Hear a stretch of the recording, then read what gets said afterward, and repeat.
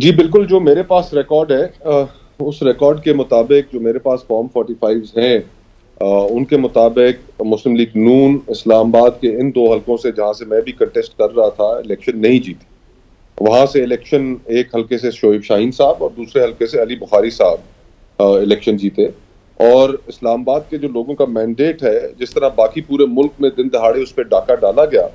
मैं कम से कम ये तवक्को नहीं करता था कि इस्लामाबाद में जहाँ पर सुप्रीम कोर्ट मौजूद है, जहाँ पर तमाम जजों की रिहाइशगाहें मौजूद हैं, वहाँ जहां पर भी इलेक्शन ऐसी कमीशन ऑफ हरकत पाकिस्तान मौजूद है। और डे लाइट रॉबरी इस तरह की जाएगी इस्लामाबाद के लोगों के मैंडेट पर। बाहर तौर मैं ये समझता हूँ कि वो इलेक्शन उसमें लोगों ने तहरीक इंसाफ के इस्लामाबाद के इन 2 हलकों के तो मैं विटनेस हूँ कि यहाँ पर तहरीक इंसाफ के हिमायत याफ्ता उम्मीदवारों को जिताया और मैं उसमें अपनी शिकस्त भी तस्लीम करता हूँ और जो बेहतर रास्ता है वो यही है कि और आखिरकार अगर हम सियासत में हैं, तो हमारा तो पहला असूल ये होना चाहिए और है भी सही